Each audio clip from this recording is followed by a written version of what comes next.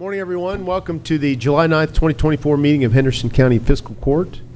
We are glad you're with us, and for those watching online, we're glad you are with us as well. We will begin, as we always do, with an invocation. If you would please stand and join me in prayer.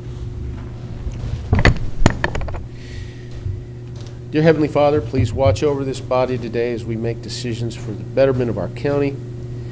Please watch over the Tompkins family as they mourn the loss of a loved one today.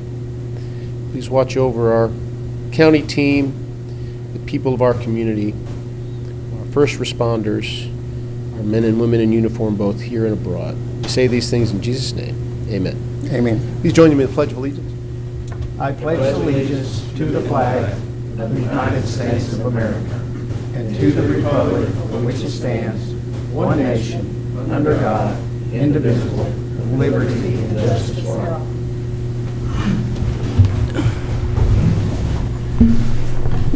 And for her first official act as our new fiscal court clerk, I would ask Angela Comer to call the roll. Magistrate Starks. Here. Magistrate Berry. Here. Magistrate Southard. Here. And Magistrate Putman. Here. Magistrate Tompkins is absent today, but good job. You didn't mess one of those up. Sometimes I would. It wouldn't be guaranteed that I would not. Gentlemen, you have in your packet the minutes of the June 28th, 2024 meeting. After a period of review, I'll entertain a motion to approve those. So moved. Second. We have a motion and a second. Any corrections, clarifications, or additions? Hearing none, all those in favor say aye. Aye. Any opposed? Some appointments to make. The two members of the library board, their terms are coming up. Both Eric Hoy and Tiffany Seitz, who serve on the board now, are going to be ending their terms, but both have asked to be reappointed, and Shannon Sandifer from the Executive Director of the Library concurs. This is a fiscal court vote, so I would suggest that we reappoint Eric Hoy and Tiffany Seitz to the library board. Anybody like to make a motion to that? So moved. Second. Motion and a second. Any other questions about that? All those in favor say aye. Aye. Any opposed? You have in your packet as well a letter of support that the Henderson County Water District has asked us to sign as they apply for a grant from the Delta Regional Authority to help them identify and fix leaks in their system that they're dealing with right now, and apparently there are many. And that leakage both hurts water pressure and other integrities of the system, and it hurts their bottom line as well. And so they have asked us, as part of their application of DRA, to sign this support letter. I brought it here. Typically, I wouldn't necessarily bring those kind of requests to the court, but it did ask that I represent fiscal court in making that endorsement. So I thought I'd bring it to you and get a vote on this to see if you'd all like to go ahead and sign that letter. So, having read that, does anybody make a motion to go ahead and write the support letter? So moved. Second. We have a motion and a second. Any other questions about that? I will say that I've spoken to a couple of you about the idea that Mark Julian, who is director of the Water District, has approached me about also providing them some funds to help with this problem, not knowing yet whether they'll get the grant and whether getting the grant might impact how much they could need from us if we approve. I do think helping assure the effectiveness of our water district system is very important for the citizens of the county. So as you think about possibly helping them in the future, we'll keep you obviously advised on the success of their grant application and if they might need some more help from us financially. So stay tuned on that, and if any of you'd like to come talk to Mark or me about that, I can arrange that. Speaking of water, we have with us Bart Bowles from Henderson Water Utility. As you know, for many, many years, since almost the start, the the South Water Treatment Plant was created to serve Hudson Foods and now Tyson. And there were recently, as you might have read, negotiations from Tyson to help with their water costs so that they continue to operate here. And I will give huge compliments to Bart Bowles and your team for hammering out that agreement that allows 1,000+ jobs to remain in our county. Their number one expense, I think, is water.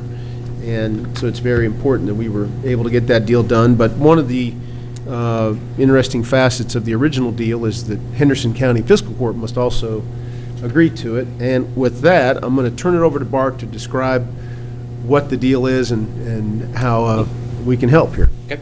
Thank you, Judge. Bart Bowles, General Manager, Henderson Water Utility. So in 1995, we signed an agreement with Hudson Foods, now Tyson, to provide water and wastewater services to them. Tyson continued the contract until 2018. The contract expired 2018, so we've been going on a year-by-year basis with that contract. We worked with them over the last year. In fact, the Commissioner of Agriculture got involved. There's a lot of people. The judge, thank you for what you've done. A lot of folks got together. They came to us and said, we need to lower our water rates. We need to see what we can do. And at no point did they say they were going to leave. But that's always our fear. They're our largest water user. And so we went back and forth, and we came to an agreement for them to stay another 10 years to provide water and wastewater services for them. And as a part of our original agreement, the interlocal county agreement, Henderson, Webster, and McLean County also had to sign this in addition to Henderson Water Utility and Tyson. So that's what this is. We're keeping them here another 10 years, for the water and wastewater contract. And today we're here to ask you guys to approve and to sign that. Gentlemen, I've reviewed the agreement. It's approved as a form and legality. It extends the effective date of that until June 30, 2034. And basically, you were able to adjust your rates, found cost savings such that you could adjust their rates and meet their needs. And Correct. Yeah. And this document, the new contract, reflects that. Yes. Yeah, it reduces their cost, and it's good for everybody. So it affects not only just Tyson, but affects the whole region.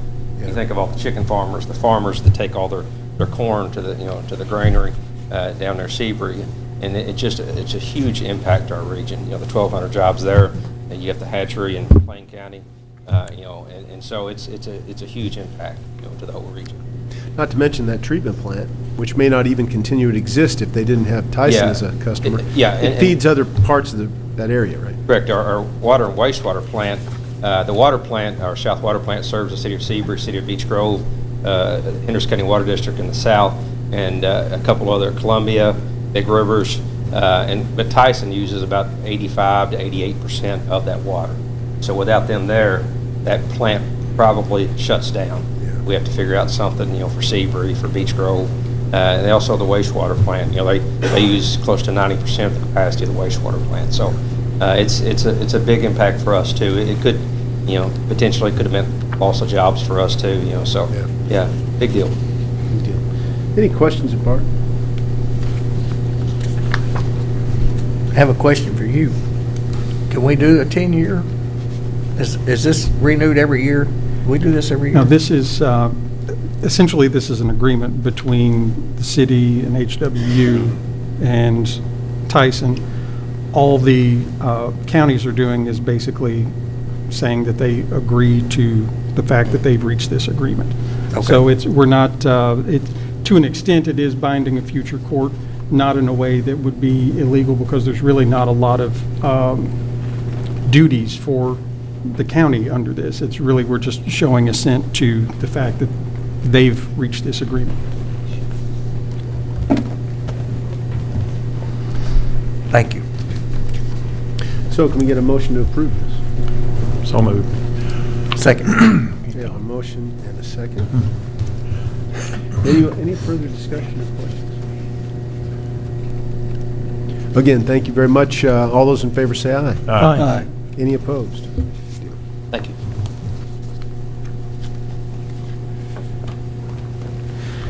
Next is an MOU between the city and county, both for the improvement and annexation of Dana Drive.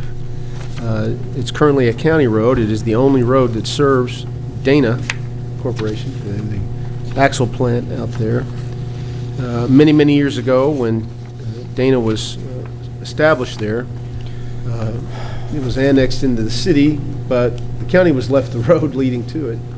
And finally, with improvements needed, we had a meeting with Dana leadership and the city and reached the agreement spelled out in this MOU that we'll split the cost of improving that road, both rebuilding the base, putting asphalt on, and putting on shoulders and any related expenses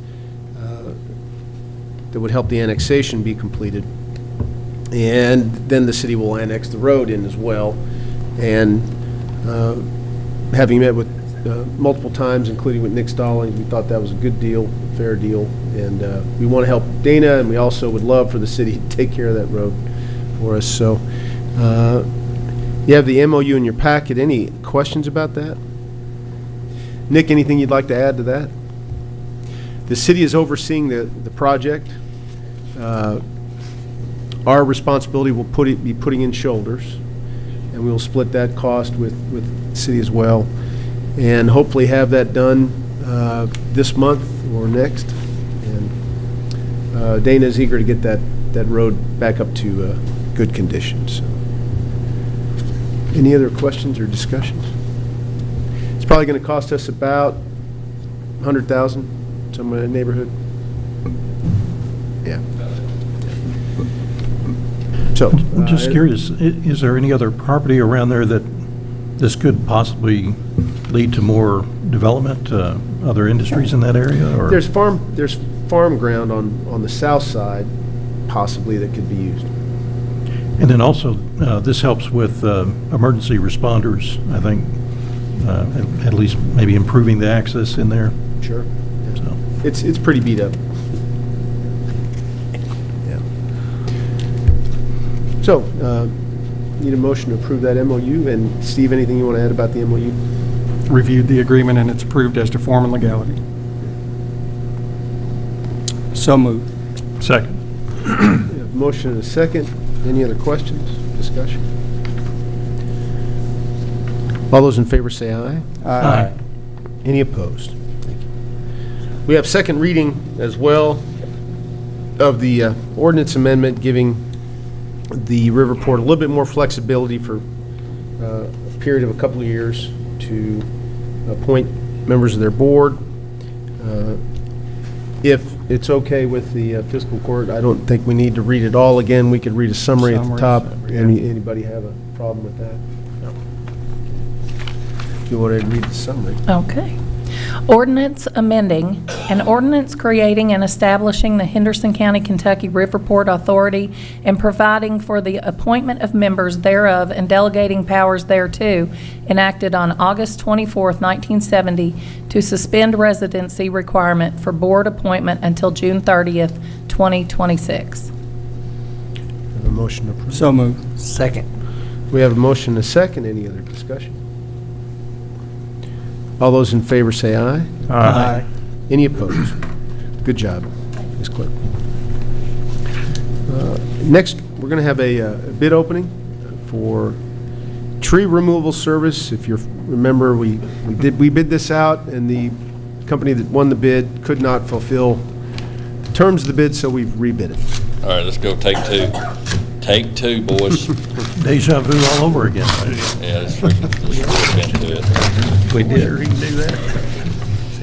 All right, we only got one bidder on this one, and it's Turner Tree Service. So all the rules still apply that was there before. They got close the road down per METC standards. So what we did was we did per tree. The confusion last time was diameter circumference. That's what it was. So what I did was making it easy that we just did circumference. Simply, they can take a tape measure, throw it around the tree, measure what number it is. They don't have to calculate diameter. It's just circumference. Simple with it. So what we have is up to 40-inch circumference. which if you all at home love diameters, that's about 12 inches. It's $400. 41 to 78 circumference is $700. 79 to 113 is $1,400 a tree, and 114 to 150 is $2,400 a tree, and over 151 is $3,200 a tree. So they got a mercy fee of $500. Tree rigging is $500. That was also a contingency or a level of concern. Way tree rigging is some trees are over top of somebody's building, garages, that kind of thing. So that's going to be approved by our road superintendent. You know, if they agree it needs to be rigged, then that will be added to the charge. If not, then it'd be just a cutting fee. And then we still got the overhead utility coordination, $400, which that means this contractor is from start to finish in contact with the utilities, either dropping the lines and moving the lines or booting the lines to make sure it's a safe operation. We as a county want to stay out of that whole project, so that way they do the bud, they do the coordination with the utilities, and they take care of the whole thing, so we're not tied in somehow to somebody's power. And that concludes our bid opening. You feel comfortable about their ability at those prices to? Yes, I do, and the majority of trees we have are not the expensive ones, obviously. So it will definitely work. To clarify, we're talking about the removal of trees in our easement that may pose a danger in accidents. Yes. Yeah, so we always try to look for those. Going after trees that are in the curves, outside of curves, that are dead, that are hanging over, that's been hit by lightning, that are posing a problem to the road, that kind of thing that we're trying to get rid of. So. Yep. And is this coming out of your contracted services line? Yes. Yeah. Okay. Gotcha. Do they cut limbs back like that's hanging over, or do we do that? We do up to 17 feet. So we have a great awl. I bought a shear last year for the great awl, and the great awl can reach 17 feet, and the shear, exactly what it is the big shear that goes into the great awl, and it'll cut limbs up to 12 inches. So we can touch 17. Our arm tractors can get 15. So we can make a 17-foot tunnel, and that by federal standards is a requirement. So we can take care of everything. What about the stump grinding? Was that in there? No, we do stump grinding ourselves. We got a grinder. We got a stump grinder for our Bobcat. And what we do is we get 3 or 4 trees that are cut down, and we go grind the stumps, and then and get rid of those, because that's a costly item if anybody's going to do it. And we've got a stump grinder on a Bobcat. We send 2 people out, and it's taken care of in a day. What would cost somebody else, enormous amount of money. Nick, do you want to take that back and look at it closer to make sure, or are you willing to recommend it now? I'll recommend it now. We only got one. So we got trees to be cut, and we only got one. So move. Motion to accept the bid? Yep. We have a second. Second. Motion and a second. Any other questions or discussion? Is that, what was the other guy that didn't, was that the same people that rebid? There was 2. The one that rebid, this one bidded first, and the other one was the state contract holder, which was Schwartz. Which one was it that couldn't fulfill the contract? This one. So he's okay. He's a rebidder. Okay, I was thinking it was Turner, but I wasn't sure. Yes. And with these new requirements, we put it out on our website. We made, conversation with other people, thought we would get more bidders in, but we didn't. I don't He know. got educated the first time. Yeah. Well, if you remember, the bids were significantly lower, Oh, yeah, that's that's like what we were asking yeah, about. yeah. and he basically priced it wrong. Yeah. Yeah. So, yes, that's Wondered about basically that, the 'cause I case. just had 2 cut. We try to get other people to bid. I don't know if it's just not having an actual detailed of what we're going to cut, when we're going to cut. I don't know, we just didn't get a lot of feedback on what to bid on But this. it seems to me that those prices are probably within the range of typical service prices for tree removal. Yes, and they're still at least half the price of what the bidder was last year for the second place. The competing bidder. Yes. Okay, so we have a motion and a second. Any other questions? All those in favor say aye. Aye. Any opposed? Nick, you've got a personnel action request? We got two, as you all know, or you may not know, we at one point in time had 3 mechanics. Cletus Duncan, he retired. Then our younger mechanic, he left for greener grass. So we were left with 1 mechanic. Diesel mechanics are kind of a special breed, meaning that it's kind of hard to come by, right? And you gas engine people can knock things out, but some of our diesel equipment, it's hard to work on, or it's kind of advanced. We also try to keep it out of a dealer's lot as much as we can, because that becomes costly, right?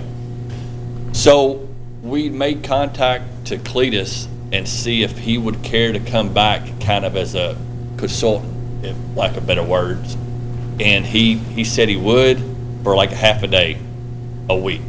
So what I'm asking is if we can come in and have him come in 4 hours a week and kind of go over what we have in the shop, what needs to be worked on, what needs to be helped. We got a couple people who would like the mechanic side of it, but obviously without the hands-on training, you know, they're not really getting anywhere. But having Cletus come in, having him kind of help out, that would be definitely a benefit to, until we can, you know, I was going to also ask to go out for a job posting for mechanics, but our pay versus private for diesel mechanics is not attainable. So we're hoping to get Cletus to come in here and kind of get things, you know, helped back on cue. And you also would like to move a part-time employee up to a full-time employee? Yes, we had a part-time employee that has made reference that he would like to be full-time. He's a great employee. We have room in the budget. It's a budgeted item, and his name's Jose Nicholas, and he would be at $17.65. Is what the parks full-time people are. So Parks? Yes, that's what he would be in. He'd be in parks, $17.65. And that's a approved Yes, slot? absolutely. Yeah, it's approved. Right. So, 2 requests, hiring Cletus Duncan 4 hours a week at $50 an hour as a consultant, and then hiring Jose Nicholas full-time at $17.65 an hour to work with our Parks Department. Any questions about that? Nick, how long has Cletus been retired? He's been gone. He left April of 2023. Okay, so he sat out. Oh, whatever well, time he yeah, needs to well sit out. beyond the 6 months. And there was no prearranged agreement to No, hire him really, we back? just called him last week and said, hey, we're, Okay, those are all the things the state's going to ask. so just wanna absolutely, make sure. yes, there's nothing. So, And did I understand, is he going to be helping some of the people there at the shop to Yes. improve their training? Yes, that, also, there's a lot of things that he did while he was there that was the more advanced technical part of the diesel mechanic. You know, because we have gas engines there, we got diesel engineers, we got drives we got to do, we've got broken down tractors all over the county. So other mechanics couldn't be with him all day, every day. So they were trying to do their own thing while he was doing his own thing. Now he's left, we've got a gap to fill. With him being in the office, dedicated just to helping people out, like, hey, we got a problem with this fuel pump, how do we get to it in the grader? That kind of thing he can work on. What sounds like your planetary gears are going out. Whatever it is, he can work with them, and we don't have to take it to Caterpillar or wherever and you know, and drop $500 just to show up, plus thousands, you know, to get it worked on. We see it being a benefit because he's helping people who are there who are county employees. so was he a pretty good trainer when he was there? Yes, But the thing was, is that everybody was everywhere and couldn't be with him all the time. Right, Yeah. some guys can do it, I can't get train it, it. yes, You know? I get it. And he seemed like he was definitely one people to know and understand and see things. It's just the nature of the game, they were always gone and doing other things.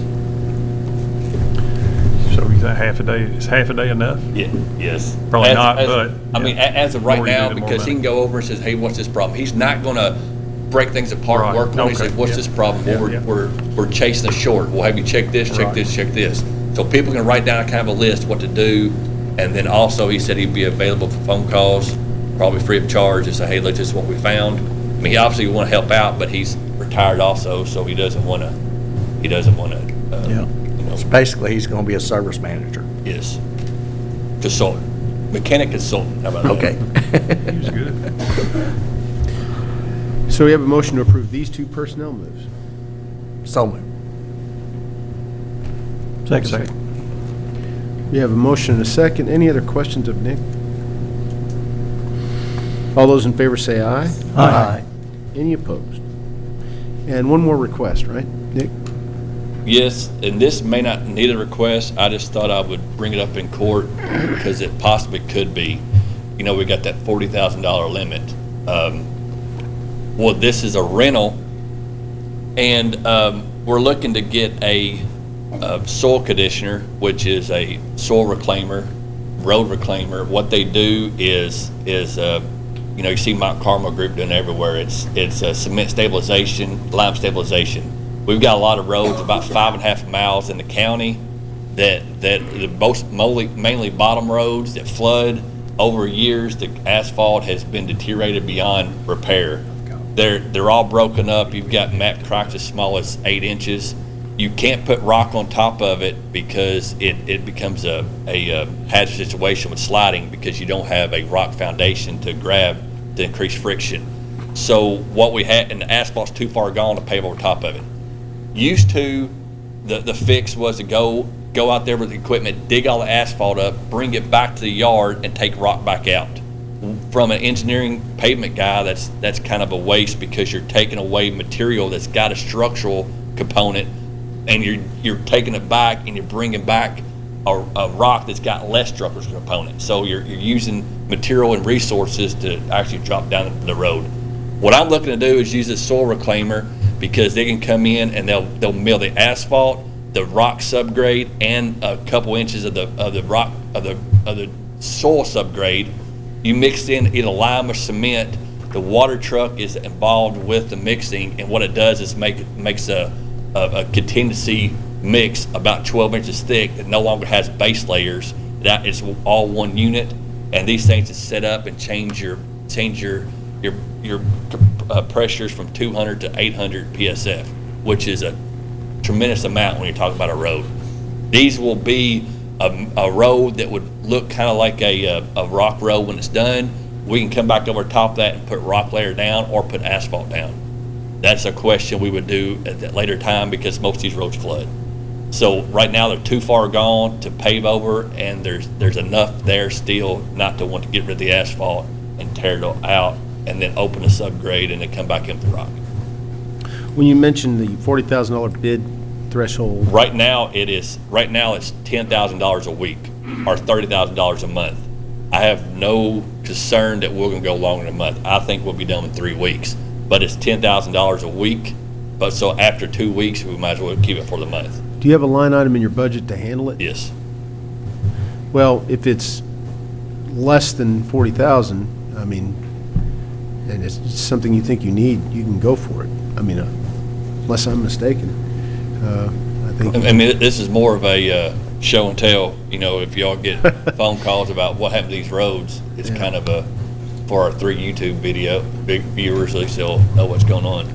So, how will it work if do you have to tell them up front you want it for the month? Nope, he said we could work, we can rent as a weekly basis, but after 2 weeks, obviously, you know, we got it for the month. Right. So 5.5 miles is going to be a hard stretch to knock out in 2 weeks, especially if we have a rain day here and there. Well, it would be, if we rent it weekly, it'd be 40,000 if we can get it for a month. But it's per week or Or a month. or 30,000 a month. Okay. That's the two caveats.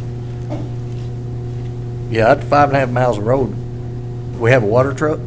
There's a tank on the machine. So we can run water, or we can run liquid asphalt like a PG binder that will also increase the stability of the road too. So I haven't done the cost calculations on the difference and what we're going to gain from it. So, but for sure we'll be running water. That help with mixing, dust control, and hydrate the lime that we're going to put in there. The cement would be the best option, but there's no way we keep these roads closed down for 5 days.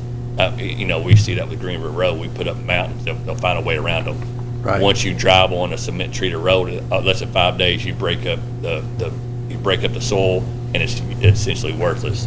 But if we put in lime doesn't have that curing time, and it just hydrates the soil and takes the moisture out of it and makes it stronger. So What about these sand-based roads we have? I don't know. I mean, I don't know if we need to fight with sand. Sand's awesome when it's dry. Even when it's wet, it's a lot better than a clay or silt. Sands. Look So you at the think we ought to beaches. leave it alone? Yeah, I'll guarantee you that. Just, Well, good luck with that. Yep. I think you have your, we'll leave it up to you to decide on that. All right. Thank you, Nick. Thank you, Nick. I'm going to ask Lori Quarles and Jailer Todd to come up with 2 accounts that we review every year. One is the canteen account, and the other is the inmate trust account. And Lori, if you could, for perhaps the newer members of the fiscal court, explain what each of those accounts are and what they do. Yes, sir. The inmate trust account is the money that inmates have on their books or accounts or whatever you want to call it. The canteen account is the account we use for the betterment of the inmates or safety and security. So in the case of the canteen account, for example, this is the money you make from selling inmates snacks and Correct. toiletries or whatever they need like that. And then you can use that money according to state law for what you said, inmate benefit or safety and security, and the cash balance, as I see right now, is $1.17 million and change. And after reviewing these, we'll do the canteen first. Anything else you want to say about the canteen account? No, sir. We need to approve the annual report of that account. I have a question. Okay. So when the prisoners are released, they owe money per day, right? It depends. If they're a county inmate, they're charged $30 a day. So if they have money in this account, do we draw that money out and use it toward the, In the inmate trust, their fees are collected onto their account, and if they have any deposits, half of that deposit will go towards their fees. And when they're released, whatever's left on their account, if they have anything, Goes toward- will go towards their fees. Yeah, thank you. you're welcome. Consider the canteen account first. Did you have a comment, Mr. Bill? Get a motion to approve the canteen account reconciliation. So moved. Second. We have a motion and a second. Any other questions about the canteen account? All those in favor say aye. Aye. Any opposed? On the inmate trust account, I think that's an interesting aspect of the jail. And many people don't understand that county inmates are charged $30 a day to help defray cost. If they are held and they are found innocent or not guilty in some respects, are they still liable for the $30 a day, or is there a No. forgiveness of that? If we get the court documents that says, that they're found not guilty or whatever, we have to remove all that. Okay, gotcha. I get asked that question a lot. People, Yeah. I don't think people realize that fee is charged. Yeah. But it's also very expensive to keep county inmates in our jail. So you have the reconciliation of the inmate trust account, a little over $100,000 in that account at the moment. Is there any part of that that jail retains, for instance, interest or anything like that? No, sir. Okay. I move to approve. Second. We have a motion and a second to approve the inmate trust account report. Any other discussion? All those in favor say aye. Aye. Any opposed? Thank you. And Thank you. Mr. Todd, your report? All right, yes, sir. Good morning, ladies and gentlemen. Good morning. See the quarterly reports for you. We in the process of purchasing a new air conditioning unit for AHAL. The vendor and some tech from Trains in there now. The new unit will not speak to our software. So they're having to develop different language, like, the language we got now may speak Spanish, but the one we got may speak Korean or something like that. Something different, but they said they can do it, and they're in now. So hopefully in a week or so we'll be installing a new unit. So that's about it. We are now currently about 493 total, 178 feds and 113. 178 fed? you said. Is that the number you'd like to see it in the range of, or? We've had discussions with a guy from U.S. Marshal. We'd like to see maybe 200.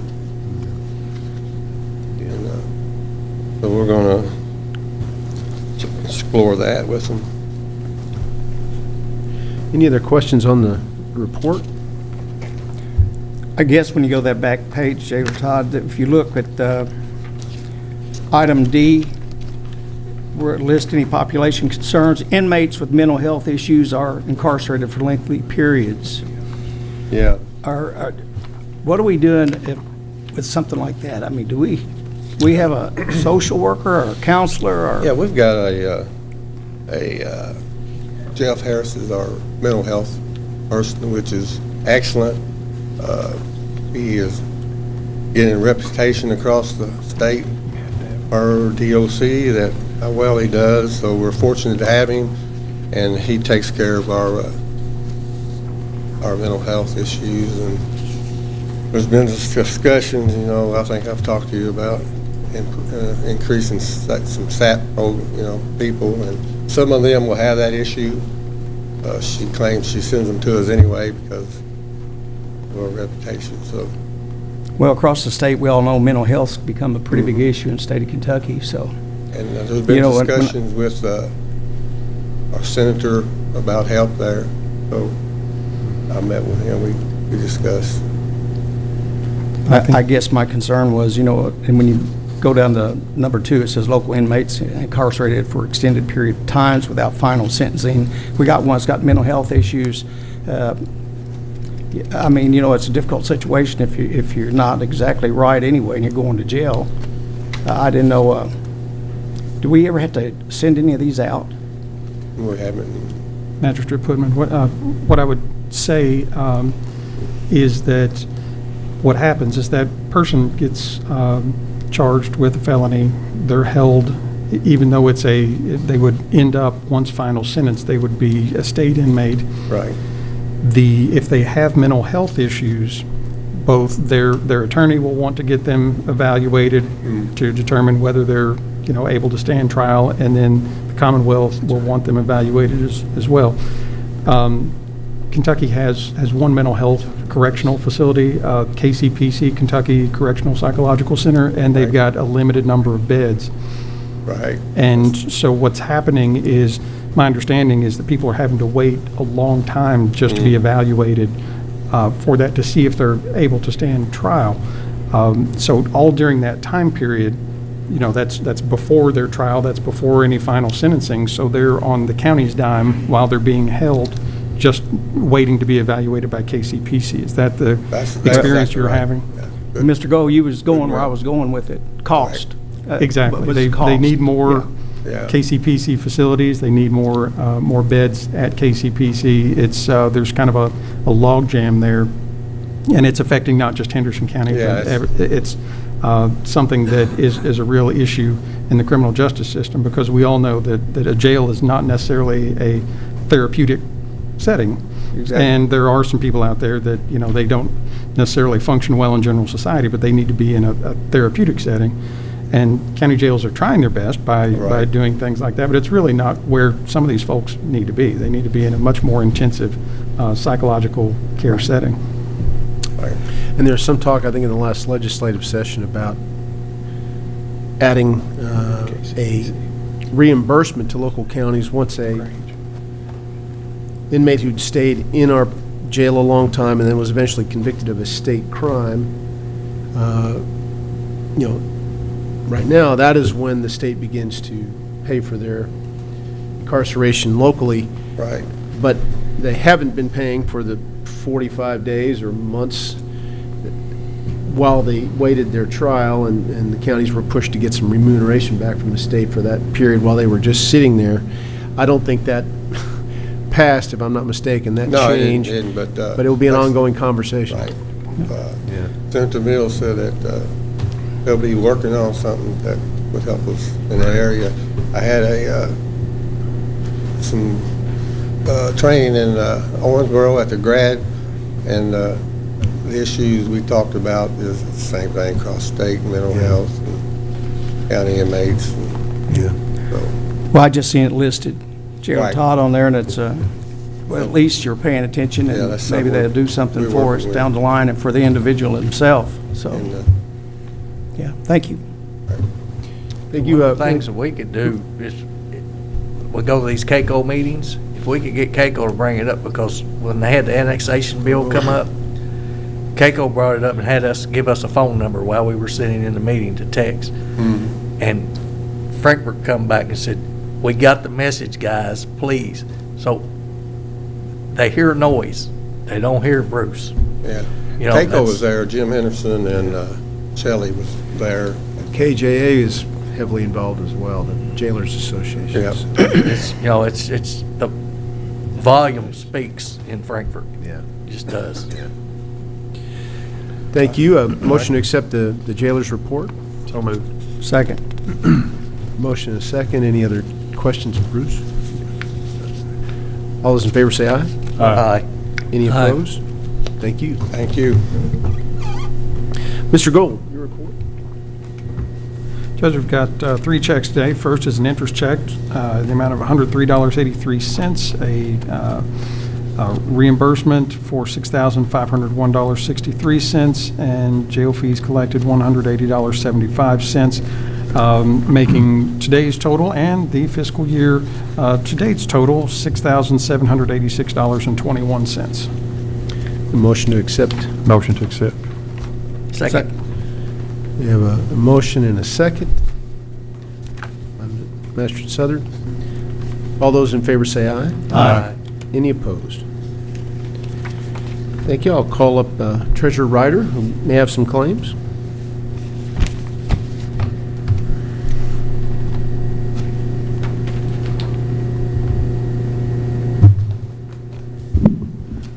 From the general fund to the Kentucky Sheriff's Association, $950. This is for the annual conference registration and is to come from the conference training appropriation line. From the jail fund to Jailer Bruce Todd, $2,576.34. This is for the 2024 training incentive and is to be paid with the July 18, 2024 payroll and is to come from the jailer training incentive appropriation line. To U.S. Bank, which is the credit card, $7,438.35. The majority of this is to come from the equipment repairs and maintenance and the staff training travel appropriation lines. To Advanced Document Solutions, $867.39. This is for copier lease and is to come from the data processing equipment appropriation line. That's it. Motion to approve claims? So move. Second. Motion and a second. Any other questions of Brenda? All those in favor say aye. Aye. Any opposed? We have a special guest with us today, and I will call up our Property Valuation Administrator, Andrew Powell, to explain.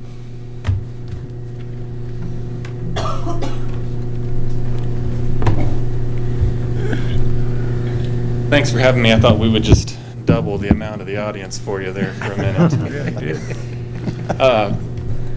I'm running out of excuses to get my staff up here because we've had a string the last few years of recognizing our office for the exemplary work they do for this community.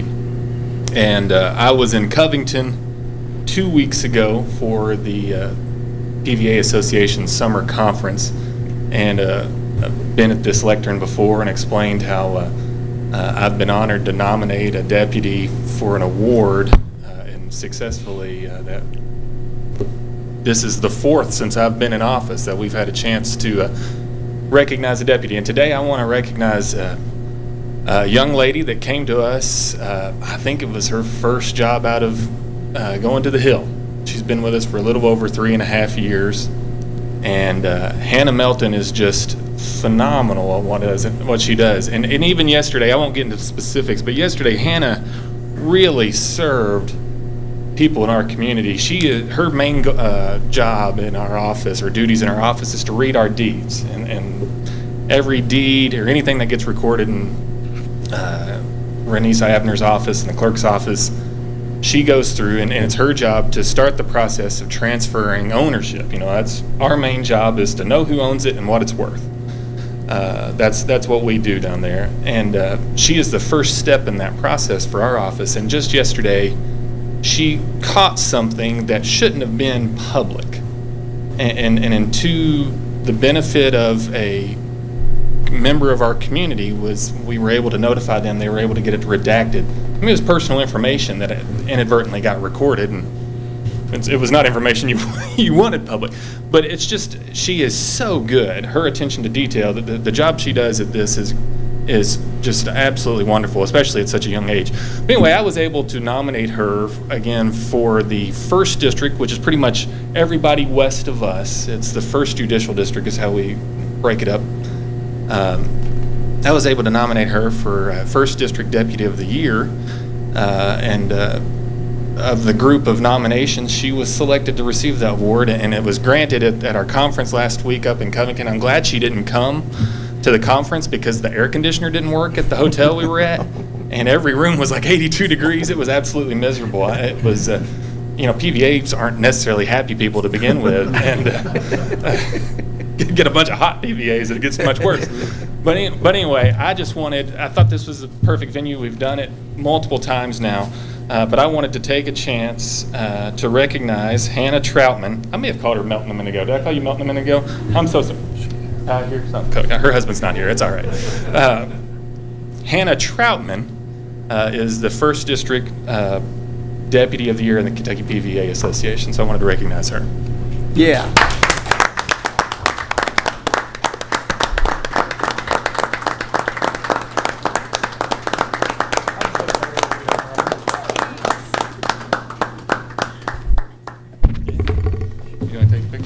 Judge, you want to take a picture with her? Absolutely. Absolutely, I want to take a picture.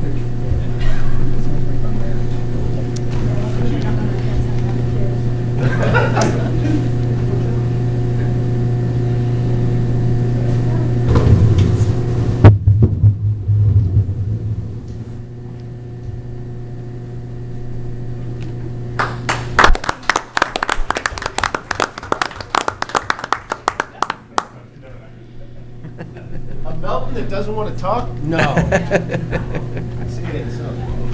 Congratulations, Anna. Thanks. Great job. Congratulations, Hannah. Thank you for all you do, and all your teammates as well. I will, as Kevin Patton walks out of the room, another member of PVA team that has just been given a nice honor, being inducted into the Henderson County High School Sports Hall of Fame for his 3 decades of work at the Gleaner. Congratulations to you. Well deserved.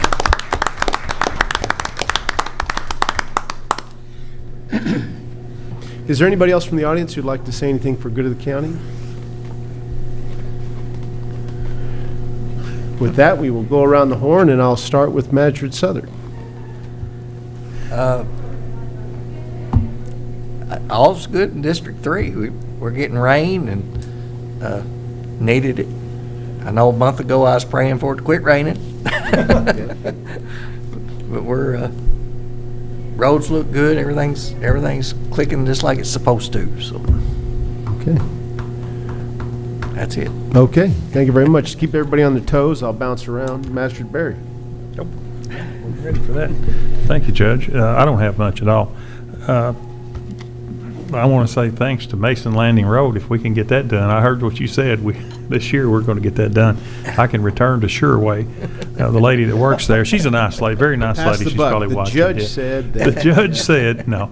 But she asks me every time I go up there, which is 3 or 4 times a week, and we get that done, she's going to be happy. We fixed all the roads but that one, and there's reasons that we haven't, but we're going to get to it. So, Nick, with your help, we're going to go look at that when we do my roads, so we'll try to get that taken care of. So thanks. No, I think I don't have a lot. Everything's good in one. Thank you. Mr. Gold. Things are good in the county attorney's office. We are hoping to get fully staffed. We have a new lawyer that we believe is coming to join us in August, which will get us back where we need to be staffing-wise. So that's very welcome, because everybody's been pulling double duty for a while, so that'll certainly help with morale.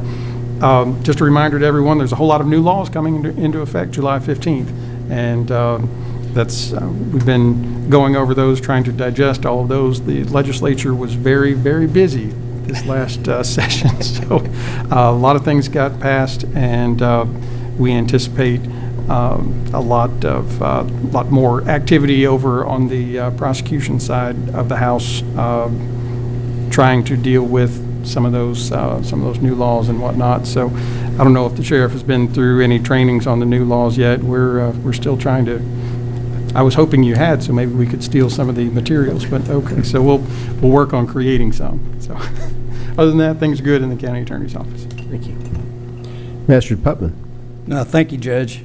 Hope everybody enjoyed the 4th. I did. I think it was the largest fireworks shows I've witnessed over there where I live. I mean, and the bad part, it went to about 1 o'clock in the morning, a lot of wise. So, but it was enjoyable anyway. So, other than that, Judge, all is good in the 4th. And Master Starks. Thank you, Judge. And I like going last. It's cool. Have the last word. I'm like Butch. I hope everybody had a great 4th of July. I thought really all the fireworks, though, were for the fiscal year starting. I'm sure that's why they went out and spent all that money. But hope everybody did have a great Independence Day. And I think our county fair is off and running, the rodeo, and invite folks to get out and enjoy that. I know our fair board works very hard throughout the year, and I think as a community, we can be very proud now of the facilities that we have. We didn't always have a dedicated place to do things. We had to borrow racetracks, and I remember driving stakes in the middle of Riverside Downs to put hay bales for a demolition derby. And that was one of the first things I did when I first came to town. I thought it'd be the last thing I did too. It was hot that day. Bluegrass in the Park is coming up soon, so we'll certainly invite folks to come out and enjoy that. Next court we'll really have more information on that. And then I just remembered Songwriters Festival also coming up. We've got a new season out at the Fine Arts Center just announced not too long ago. So, and there's a play that's coming back actually for a second run out there, so check that out.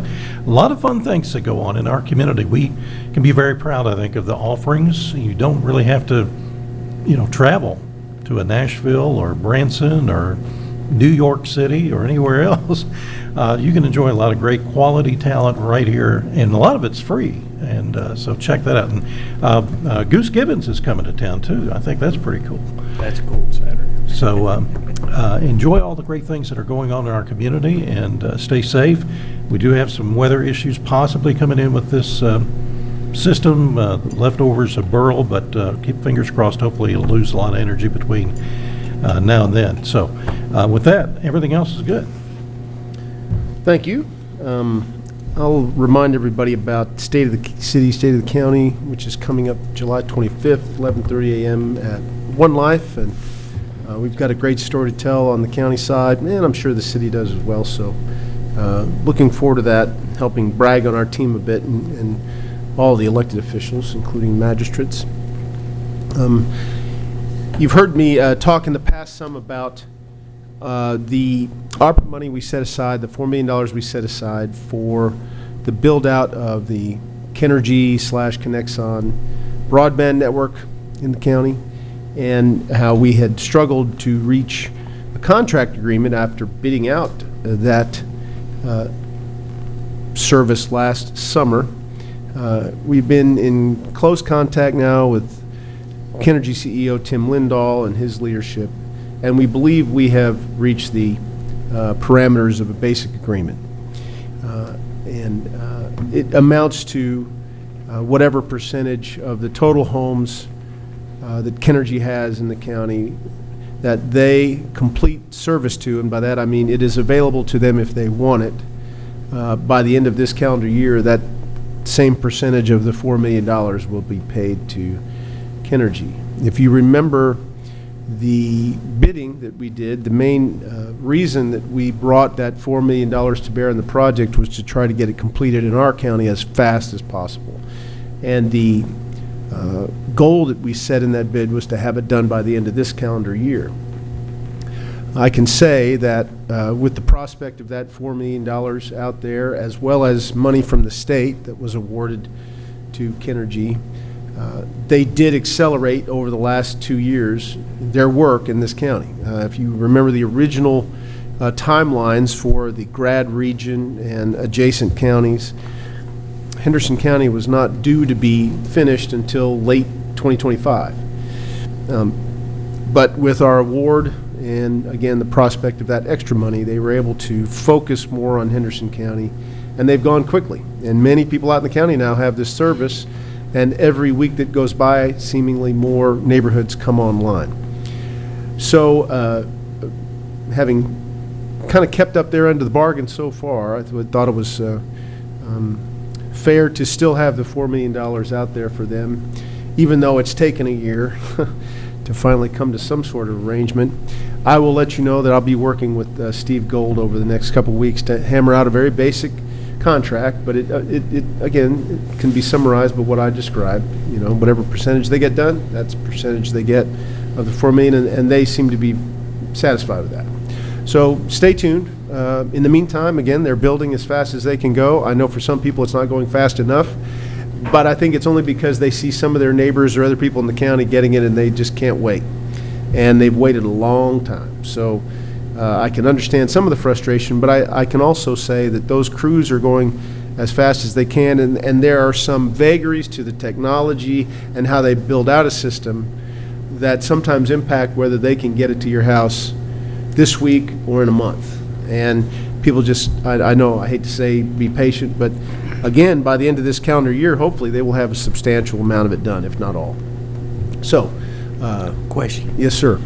So when we're writing this up, is it going to be installed in the house or available at the house? Available. Okay. We can't make people take Kenergy service. What we can ask Kenergy to do is have it ready to go if they so choose. Okay. There will be Kenergy homes that don't want Connexon, but we won't penalize Kenergy for that. Right, but I'm hearing a lot of, and it's impatience, I agree. Yeah. But I'm hearing a lot of people that's been on the waiting list to get hooked up for a while and they're not getting hooked up. I think, and this is just an impression, I'm not 100% correct on this, but there is a difference between having it available and then scheduling technicians to go out, a third party, basically at this point, contractors, to go out and hook it up into the home and set up a modem and have it done. Kenergy and Connexon's basic responsibility is to have it strung and available. Okay. Some of that scheduling of installs is subject to other factors like installing in other counties, for example. But I would think that the basic requirement is to have it ready to go. At least it's there. Yeah. And like you, I've heard people who have been pushed back a bit, but hopefully that'll ease. The more they get completed, the more time they'll have to do more. Fingers crossed. So again, I just want to let you know, stay tuned on that. We should be bringing something back to fiscal court within the next meeting or two to approve. And that's good news. That's good news. With that, I don't have anything else for the good of the group, so I will entertain a motion to adjourn. So move. Second. We have a motion and a second. All those in favor can leave.